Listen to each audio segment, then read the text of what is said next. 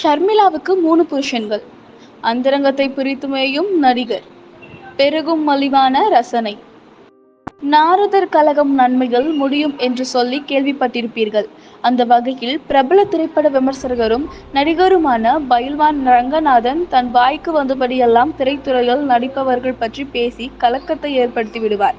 அந்த வகையில் தற்போது பயில்வான் ரங்கநாதனின் வாய் சும்மா இருக்காமல் பிரபல நடிகையும் டாக்டருமான ஷர்மிளா குறித்து வெளியிட்ட வீடியோ பதிவானது கலவை ரீதியான விமர்சனங்களை பெற்று சோசியல் மீடியாவில் வைரலாகி வருகிறது.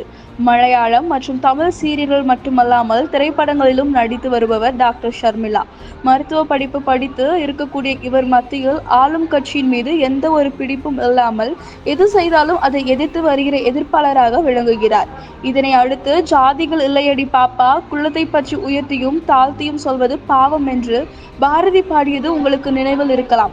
அவரை போலவே மனிதனும் நற்பண்பும் தான் ஒருவரை உயர்த்தும் என்ற கருத்தை வலியுறுத்தக்கூடியவர் டாக்டர் ஷர்மிளா. அந்த வகையில் இவர் ட்விட்டரில் ஒரு முறை ஜாதி என்பது சமூக நீதியின் அடையாளமாக இருக்க வேண்டுமே ஒழிய வேறு எதற்கும் அல்ல என்பது போல ஜாதிக்குரிய விளக்கத்தை அளித்திருக்கிறார். மேலும் இவர் மறைந்த டாக்டர் மாத்ரு பூதத்துடன் இணைந்து விஜய் டிவியில் ஒளிபரப்பாகி வந்த புதிரா புனிதமா நிகழ்ச்சியில் பங்கேற்றதின் மூலம் ரசிகர்களின் மத்தியில் பிரபலமான நபர்களில் ஒருவராக மாறினார். மேலும் அதற்கான கல்வி தேவை என்பதை வலியுறுத்தி வந்ததோடு மட்டுமல்லாமல் இது பற்றிய புரிதல் தமிழகத்தில் மிகவும் குறைவாக உள்ளது என்று கூறியிருக்கிறார். அத்தோடு பாலியல் குற்றங்கள் இதனால்தான் அதிக அளவு ஏற்படுவதாக ஆய்வுகளில் தரவுகள் சொல்லி வருவதாக சொன்ன இவர் 20 வருடங்களுக்கு முன்பே இது தொடர்பான சந்தேகங்கள் பாலியல் நோய்கள் பற்றிய விளக்கங்களை டாக்டர் மாத்ரு பூதத்தோடு இணைந்து வழங்கியிருக்கிறார். மேலும் நடிகை ஷர்மிளா ஒரு பெண் என்பதால் இது குறித்து நேயர்கள் கேள்விகளை இயல்பாகவும் வெளிப்படையாகவும் கேட்டு ரசிகர்களை கவர்த்து விட்டார்.